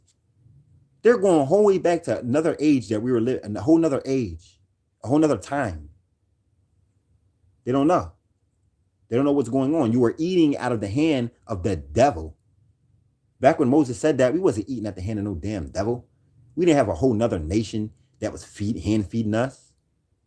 We didn't have a whole nother nation that was that had stores and everything set up, and we were solely eating from them. Different times. There's different times. Why do you think there's different messengers and different prophets in different parts of the Bible? Because they all come at different ages. Right now, if I was to write something down saying that don't eat meat and here's why, you could read it and it'd be good for you to read. I'm not saying I'm a messenger, prophet, nothing, but I'm telling you, it'd be good enough for you to read. I tell you what the Most High told me straight to me, and then I'll show you in the scriptures where it's all reoccurring. And not only is it reoccurring, but Ezra told us that it would happen before it even happened in the later days, what they're going to feed us with. So here it is. It's here. Take heed. Listen. It's not hard. Listen. You better not be in there eating no McDonald's. Listen. Genetically modified. Genetically modified, meaning that they got you eating something that don't exist. They created it. Then they got genetically engineered, where it's like they're I think genetically modified and engineered are one where they're mixing this with this, and I think the other one is when they actually kind of create it. When it's engineered, I think they kind of create it. When it's genetically engineered, like they created something. And then bioengineered. Bio is dealing with electronics. Your computer is bioengineered. Your phone is bioengineered. You can go into your settings on your phone and you can look at you'll see it go down. It says bioengineered, engineering. Anyway, cameras are bioengineered. Chips, the phone chip is bioengineered. Okay, a nanochip is bioengineering. I don't know if you ever have wondered, well, if you think about something and then you go on the internet, they're advertising it to you. Just thinking about it. You just think about a couch. You think about a couch and they're advertising it to you. Or if you see something, like they get me good, bro. They get me good. They get me real good. I know they got me, but it is what it is. So, all right, y'all. So just be mindful of what you put in your body. It's crunch time. And you may be thinking, a lot of people probably like, yo, what is the point if the people who go along with the devils are doomed and the people who don't go along are doomed? Everybody's not doomed. You're going to be tested. You know what I'm saying? And sometimes dying, it's not the end when you die. You could die right here and go straight to heaven. You feel me? Everybody thinks that like I'm gonna do what it takes to save my life. That ain't smart. That is not smart. You know, our people need to strengthen up. If you go and look in First Maccabees when they where they were chasing after Mattathias and his sons got pissed off and killed that dude and even killed that cop, that policy upholder, which is a policeman. Once they killed him, they went on a run. They went up to the mountains. But there was other Hebrew Israelites, how many of it? 2,000 of them that went out into the desert. And the devils went out there and found them and said, hand us over Mattathias and them. And they said, no. They didn't even snitch and say, well, they're not even with us anyway. They're not with us. We don't know where they're at. They were up in the mountains.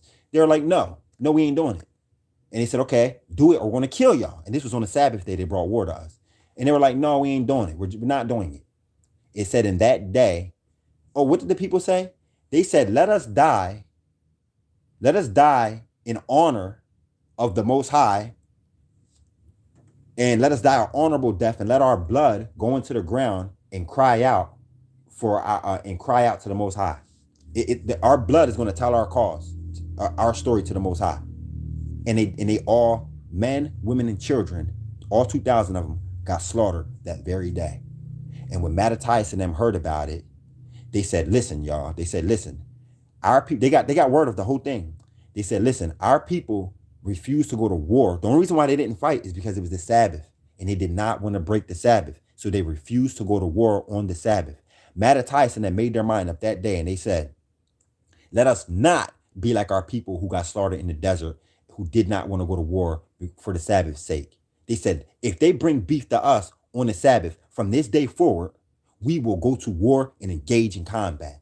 Listen, if you read our book, then you would know that our enemies always have a history of attacking Israel on the Sabbath day, because it's our day. They know that it's our day of rest.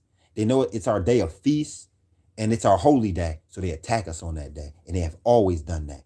Always done that.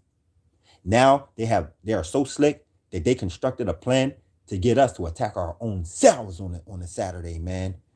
You hear me? Us dibbling and dabbling in these demons, these gangsters, these tough guys celebrate Christmas, man. These so-called tough cops, these killers in Chicago, they were sitting down eating a turkey too on Thanksgiving, man. Dude, you don't do what these weak behind ass people do. You don't follow after none of these people. You hear me? You little Boozy, do you really think that he should be? Do you like him for real? He celebrated Thanksgiving and you know he did. He had a big old feast. You don't do what they do, period. You hear me? Period. So I'm telling you that the reproach is on us real bad. They used to go to war with us on the Sabbath.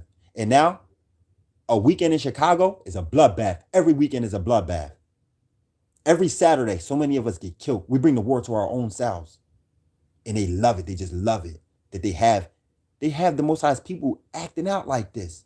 Why? Because we took on their customs. The Most High warned us. He said, do not take on the customs of the heathen, bro.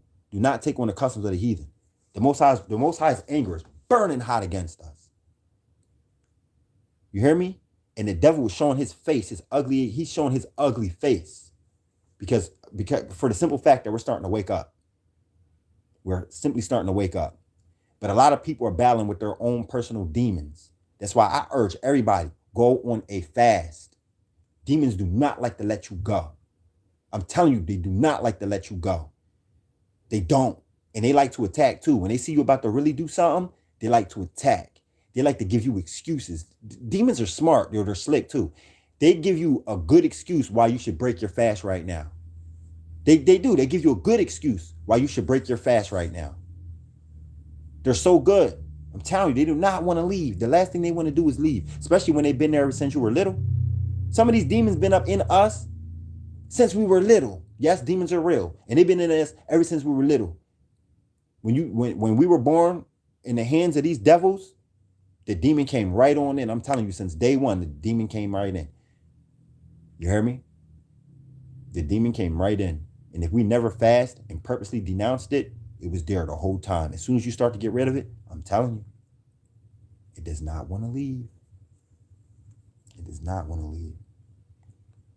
And that's why the scriptures say that when the demon come back, it comes back 7 times stronger. You know? So what was I saying? What was I saying? Our people were just like, nah, just go ahead and just kill us. Just go ahead and just kill us. And they got slaughtered out there. Because they stood for something. They died. My point is that they died. Okay? So just holding on to their life, sometimes you just got to accept your fate, man. And then you realize that when you die, you really live. When you die, you actually come alive. It's not over. That's why I had a problem with that Christian song yesterday. Dude told me, it sounded real good. Talking about his dead mom is sleeping in the arms of Jesus. Your dead mom is not sleeping in the I ain't trying to be like, dude, your dead mom is not sleeping in the arms of Jesus. It's a damn lie. She's facing something right now. She's conscious. She's more conscious dead than she was alive. And that's another thing that people need to understand. And the scriptures will tell you that too. So when you're making these songs, you're lying and you're giving these people a false idea of what death is and how death is. You got people thinking that there's not judgment after this. No, you're fully awake and you're fully aware of everything that's going on. You're not sleeping in peace. Sleeping? That's the last thing you're doing when you die, sleeping. You're wide awake. Okay, and you can read that in 2nd Ezra 2. And as a matter of fact, since I'm here, I'm just gonna read that and then I'm gonna get up out of here, y'all. Because I don't want to be on here too long. Let's go to 2nd Ezra chapter. Let's read some of it. Chapter. And I'm sorry, y'all, because I really wanted to keep it about this topic. But there's a lot of confusion going on out there. I hope I made my point about that meat and about eating anything. For at this point, you should be making a plan. You should be wondering, like, okay, how am I going to stop eating from stores, period? If you ain't thinking that way, then I'm telling you something's wrong with you. How am I going to stop eating from Walmart altogether? Eating out altogether? How am I going to do it? What you should be wondering, what solutions do I have for you? You should be wondering, like, what does this dude be eating that he's saying things like this? What kind of stuff does he drink that he's saying? He must have the plan. I do. Thankful to the Most High, yes, I do. And you watch the plan come about over the years. If you've been listening to my videos, you watch the Most High slowly groom me into this plan of stopping eating from them, period. You watch them do it. You watch the Most High show me this, eat this, drink this. I was walking, I smelled this. He told me eat this. He showed me this plant. He told me to drink this. I mean, you already know. So anyway, not bragging, but I'm telling you. Where we at?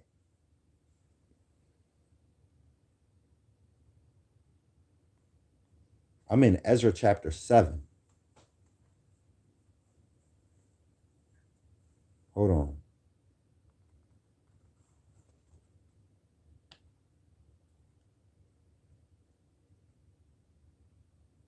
For my son, I'm in chapter 7, 27. And wherever he says, whoever is delivered from the previously mentioned evils, they will see my wonders. For my son, the Christ, will be revealed with those that be with him and will rejoice with those who remain 400 years. After these years will my son, the Christ, die for those who and all that have the breath of life. And the world will be turned into a old silence 7 days, like as the first beginning, and that no man will remain. And after 7 days, the world yet awakens not, will be raised up, and will die that is corrupt, and that will die that is corruptible. And the earth will restore those that are asleep in her, and so will the dust those that dwell there in silence. I don't like how this is talking, but I may stand corrected again, because you heard what it said. It says, after 7 days, the world yet awakens not, will be raised up, and that will die that is corruptible, and the earth will restore those that are asleep in her, and so will the dust, those that dwell there in silence. And the secret places will deliver those souls that were committed to them. And the secret places will deliver those souls that were committed to them. And the Most High will be revealed upon the seat of judgment. I'm probably standing corrected here. So I think what it's saying is, and it's wild that I'm reading that, but I think what it's saying is that the people are going to be kind of sleeping in a sleep state until judgment. That's what it seems like it's saying.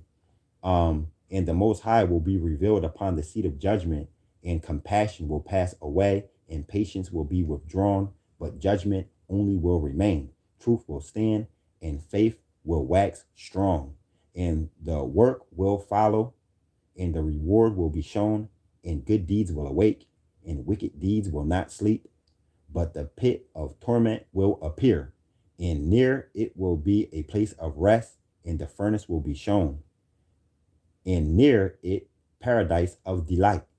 And then will the Most High say to the nations that are raised from the dead, see you and understand who you have denied and who you have not served, or whose commandments you have despised.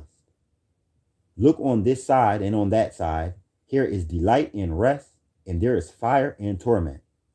This will he speak to them on the day of judgment. This is a day that neither sun nor moon or stars, neither cloud nor thunder or lightning, neither wind, water, air, neither darkness, evening or morning, neither summer, spring, fall, heat, frost, cold, hail, rain, dew, noon, night, dawn, neither shining nor brightness or light, but only the splendor and the glory of the Most High, whereby all will see the things that are set before them. For it will endure as it were a week of years. This is my judgment. So a week. This is my judgment and the ordinances thereof. But to you only have I shown these things. And I answered, I said, even then, O Lord, I say now, blessed are those who now live and keep the statutes ordained by you. Blessed are those right now who live and keep the Most High's law, statutes, and commandments ordained by you. But as touching them for who my prayer was made, what will I say? For who is there of those who are alive that has not sinned? And who of the sons of men has not ever transgressed your covenant? And now I see that the world to come will bring delight to only a few, but torment to many. For an evil heart has grown up in us, which has led us astray from the status that has brought us into corruption and into the ways of death. The ways of death has shown us the paths of perdition and removed us far from life. In that not a few only, but will near all that has been created. Okay, so I'm sorry, and once again, all praise and glory to the Most High. I didn't know what verse I was going to go and read to. I just picked a spot, and it was a spot that was correcting me. The man who sung that song was saying that his mother is dead. That she's dead, but she's asleep until the day of judgment. Until the day of judgment, where many who has died will be awoken. You know what I'm saying? This is something that I have to study, because even in Second Ezra, it gives a different account on what happens to the people after they die, and that's the account that I was going off of. It was saying that for 7 days. It was saying that this is what it's saying. It's saying that immediately after a person dies, they go into a phase of 7 days where they experience these wonders, torments. And the final one being the worst, where they see the glory of the Most High. But what it's saying right here is similar. I mean, it says a week of 7 days where this is going to happen. It's the way that it's worded. it kind of confuses me. It sounds exactly like the other way, but it's a little bit confusing. But I know what it's saying. Um, it says, "For an evil heart is grown up in us." It says, "And he answered me." Wait a minute. "And showed us the path of perdition, removed far from life, and that only a few, and only few will near, well near all have been created. And he answered me and he said, listen to me. I will instruct you and I will admonish you yet again. For this cause the Most High has not made one world, but he has made two. For whereas you have said, just as not many but few, but the ungodly abound, here's the answer to that. If you have only a few choice stones, will you set for you near them according to the number of things of lead, of clay? And I said, how will this be? And he said, not only this, but ask the earth, and she will tell you. Entreat her, and she will declare you, for you will say to her, you bring out gold, silver, and brass, and iron, and lead, and clay, but silver is more abundant than gold, brass is more. So what it's saying, I'm going to sum it up. What he's saying is the way that you said that there's going to be more in hell torment, and there's only going to be a few who are in the grace of the Most High, you know. The angel is saying, well, let me sum it up for you, because this is exactly how that it is. The earth gives an abundance of clay, right, and regular rocks and stuff like that. But there's least you're going to. He sums it up and says you're going to find least gold than you're going to find clay. But which one is more valuable? Gold is more valuable than clay. And then he goes into it like that. You have iron and then you have brass. Which one is more valuable to you? Is it iron? Well, you're going to find least iron than you're going to find abundance of brass. You know what I'm saying? What about our yard? Our yard, we have in our garden, we have an abundance of wilderberries growing, but we ain't never had an abundance of. We always have an abundance of something that we don't really eat like that. Like we don't have we'll have one or two what are those trees that we're trying to grow? Papaya trees growing, right? But we done planted like 50 of them. So that's what he's saying. That's how it is. And I'm not going to continue going, but basically it's letting you know that the wicked it's a lot of wicked, but the righteous are far few and in between. But these devils would like to have you believe that we're all God is, he judges, he doesn't, Jesus already died for our sins. We're already all good to go. You know what I'm saying? There's a few people who are actually righteous in this place.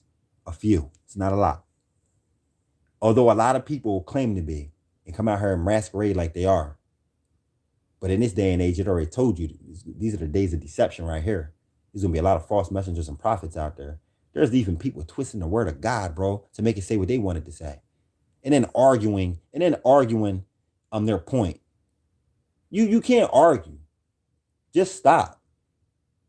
Just stop. I would hate to be one of those people. I'm telling you.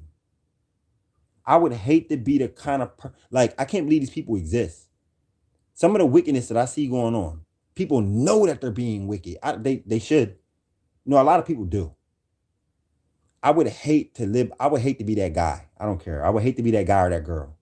This is how you lived your life unapologetically, and then you just died like that. That's your legacy. That's just who you was. I would hate to be that person, bro. Do you hear me? I would hate to be that person. A lot of these people are driven by demons, but it's not like the person is just completely unaware of what they do and what they say. It's not like that. A lot of their actions are, you know what I mean? A lot of people are heartless, but they still love. How could you be so heartless but still love being wicked? How could you be so heartless but love what you do and love being how you are and refuse to change? Nobody put no gun to my head and made me get on my hands and knees and say, Father, please forgive me for my sins and the sins of my ancestors. Please forgive me. Nobody put no gun to my head and made me do that. I thought I was gangster. I thought I was tough. Nobody made me do that. I made up my mind. I made up my mind. You know, so I know that it's possible for these people to make up their mind and say, let me just listen to this dude. Let me just listen. What are you saying, bro? You know what I mean? How hard is it to be like, say what? What are you saying, man? Why is everybody so quick to just argue? And just, nah, you're going against what I said. Nah, don't even begin to go against what I say. Because nothing that you're about to say makes no sense because you're going against what I said. So it can't even make sense. This is not even a possibility since you're going against what I said. That's how they are. And when I get what I want, I attribute it as a blessing from God. Why? Because I wanted it and I got it, so it must be a blessing. These people need their ass whooped. I don't have true understanding of the Most High. I don't truly understand Him. None of us ever will. But I know that these people need their ass whooped, and some of them have gotten their ass whooped here on earth. Who did it? Who's that? Who was that whooping some? Who was that? Nehemiah. Yeah, he started. He said He started punching people in the face, ripping their hair out. He said he jacked them up, threw them around. Some people need their ass whooped. You know what I mean? We can't always do it, but he was in the position where he could do it because he was running things at that time, you know? So, man. But anyway, I don't think I got no comments in here. Nope, no comments. So look, I'm out, y'all. I'm out. I'll holla at you. You know what you need to do. I hope you write them scriptures down. I hope you write some of them scriptures down so you can go over them. Show your family, show your children and stuff like that. I think I read from Revelations chapter 4. No, where was I at in Revelations? Chapter 2, verse 14. Yeah, Revelations chapter 2 and verse 14. We read from 2nd Ezra chapter 16 and verse 68. That's dealing with the wrath that's going to come to our people, and the meats that they're going to try to feed us. We also read from, was it Numbers? Or we read from Maccabees we read from 4th Maccabees chapter 5, starting with verse 1. And we read from Numbers chapter 24. You should read the whole thing because even, matter of fact, you can go the whole way back to 20. I say start at 23. Yep, 23. And it tells you how they were beginning to try to trick Israel in the way that they were going to do it. All right, so I'm out, y'all. Peace. Have a good one. May the Most High be with you, and all praise and glory to the Most High God of Israel. All right, give him his glory, give him his praises. We're in this struggle. We're sitting here reading about the days that we're living in. We are really reading of the prophecies that were told that were going to happen. We are experiencing it, literally experiencing it. They're trying to hit us harder than they ever tried. In my opinion, it seems that they're trying to hit us harder than they ever really tried in the past. But for the days of Noah to be as bad as they was, them people was getting hit. Our people was getting hit hard. You hear me? It was a worldwide thing going on, and it was terrible. And the last days are going to be like the days of Noah. They're trying to change us genetically. They're trying to have you run around here animalistic. Yo, take it easy. You're going to need this. You're going to need this communion with the Most High because your neighbor, you don't know what your neighbor's over there doing. Somebody can be over there playing with a gun right now. You don't know.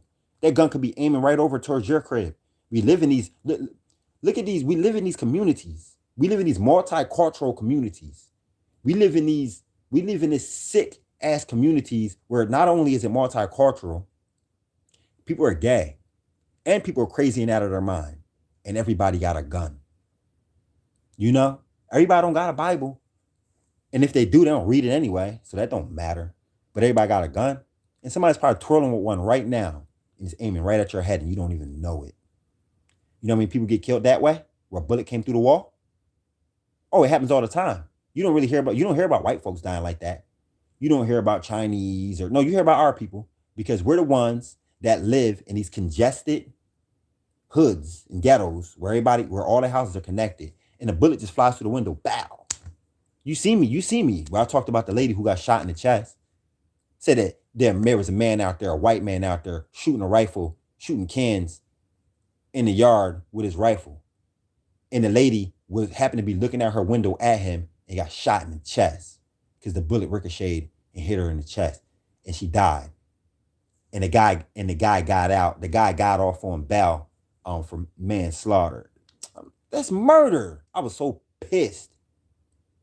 You know damn well she just happened to be looking out the window at him shooting and got hit in the chest. He shot her in the chest. And they let him go. And that pissed me off. Sometimes I don't even know why I get so mad behind this stuff, man. Man, I don't even know, man. I cry my eyes out. You know what I'm saying? And then just have to come right back. Just come right back and just whatever. And just suck it up. And just whatever. You know what I mean? It's crazy. You need the Most High right now. Because it's terrible. It's terrible. Try to mind your own business. Try to walk that thin line. Try to walk that straight, narrow line. And try to mind your own business. Okay? You keep trying to protect these people's interests, you can get in trouble. You know what I'm saying? These people act like they want to have small talk with you. You better not trust it. How could a demon-possessed person want to have small talk with you? What they want to talk about? Something that you ain't even interested in. Is it just my opinion that they're demon-possessed or are they demon-possessed? They are demon-possessed and they're not actively trying to get them demons out. I see the demons, man. I feel the demons. I know about these demons. And they really are real. And I'm a person who actively tries to get rid of them and I still gotta battle them. So what about the person who's not even trying to battle them at all? They don't even believe in demons. The person who don't believe in demons, don't want to hear that kind of talk, they got the most demons. Why you want to talk to me for? What do you want? Why do you want to greet me? How are you doing in a demonic world? This is the most wicked mess ever. This is the most wicked mess ever, bro. You ask me how I'm doing. It's a spit in the face. How am I doing? You want to talk about it for real? How am I doing? Anybody that's worthy enough for you to look up to winds up dead. That's how I'm doing. You know what I'm saying? Say that shit with an attitude. Anybody who ever entered into this bitch who's worth looking up to, they wind up dying by mysterious means. Get the fuck out of my face. Don't ask me how I'm doing. What you talking about? They try to put the 13th son on the news. And on the news, he was on Fox News. They put him on there talking about that he's trying to promote violence and stuff like that off of what he's saying on YouTube. They kind of scared him away a little bit. Like, yo, why would you do that? Why would you do that? And he did a video talking about the Nephilims. And he had to take that video down because they posted it on Fox News to try to alert the other demons to get them on his ass. But good thing that he ain't no lightweight. He seen these demons the same way I saw him face to face. You heard him talking about how he saw him? He saw him face to face, man. So all I'm saying is you better start protecting your own interests. You better start trying to protect the interests of these devils before you get caught up.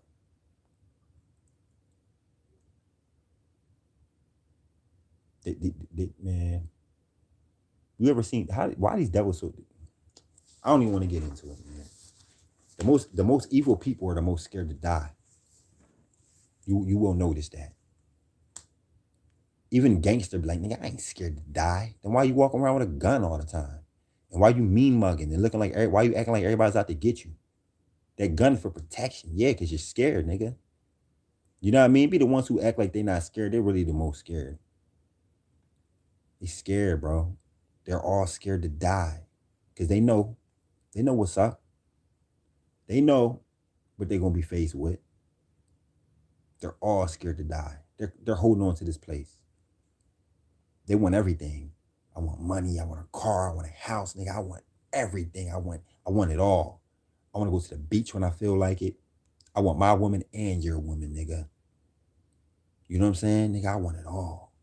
And then they put a movie out with Scarface talking about the world is yours. Who the hell was that shit talking to? It was talking to demons. It was a call for the demons to come out and try to take over the world the way that they always have done. And now your little brother loves the movie Scarface. Now your uncle loves the movie. And everybody loves the goddamn movie. See? And everybody has it in their mind that the world is theirs. Everybody thinks they're living their best life. These people are all scared as shit to die. They're punks. It's an inverted world. So the people who look like they got it going on don't. The Most High wants you to be the kind of person who can let go of it. Just let go, just let go of that car, let go of that house. Don't ever sign no contract, oaths, or no treaty because somebody's threatening you with this or that. You better be willing to let go.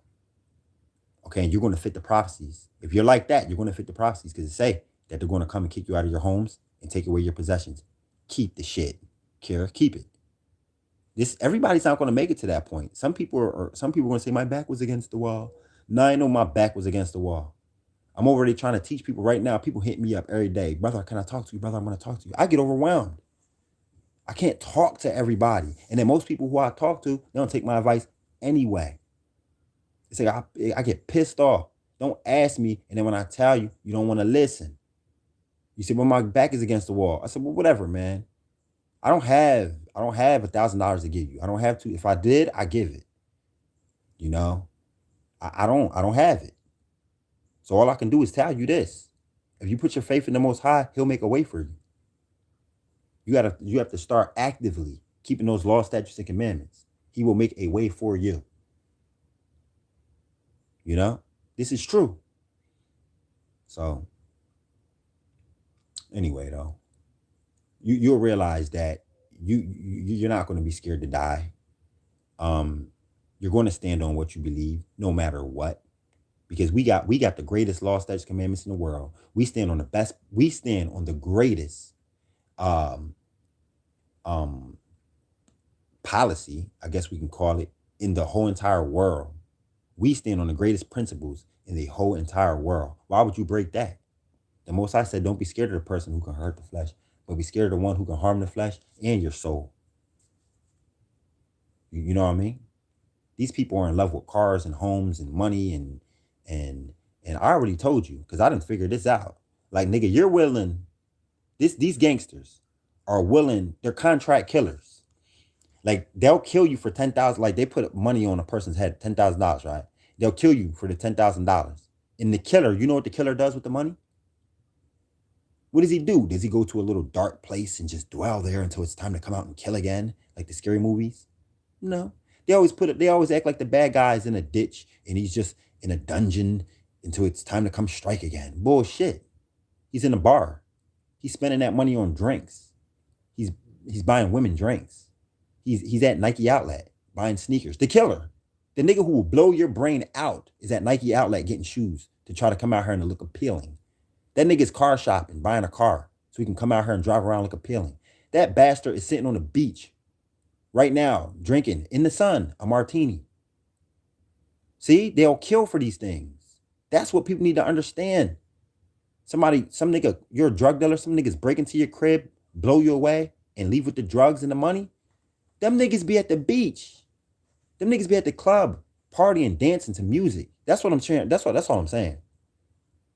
You know what I mean? The bad guys are just as weak and corny, and they're in love with pleasure too. They'll kill you for pleasure. These punks don't want to die. They'll rather kill you so that they can enjoy life here. And the government is the same exact way. Don't you ever think that they're not, because they're the ones that taught us the principles that we live off of. We weren't just born this way. They taught us to be this way. The government, they taught us to be this way. And that's why they bank off of your death. You work yourself to death. You break your bones, your back. You work yourself for nothing, for pennies, and they bank off of it. They're willing to kill you for prosperity. They're willing to watch you die for prosperity. They're willing to teach you lies for prosperity. And I'm telling you, we take on the same exact characteristics and attributes of our oppressors. And it's sad, but it is what it is. It's violent in this place. It's a violent place, and you're going to need the Most High. You need the Most High more than anything. You better get him. You better get attached to him. You better stop wasting time. You better get your nose in these scriptures. You better take notes. You better pray to the Most High. You better become close and one with this Bible, with these scriptures. If you don't have Apocrypha, you better get one. I'll show you mine. And it only cost me $10. So just look up the Apocrypha. If you see that, it's pretty good. $10. Only $10. Don't waste too much time. Just don't waste too much time. All right, y'all. I'm out. I'll be back on here soon, Most High willing. Peace.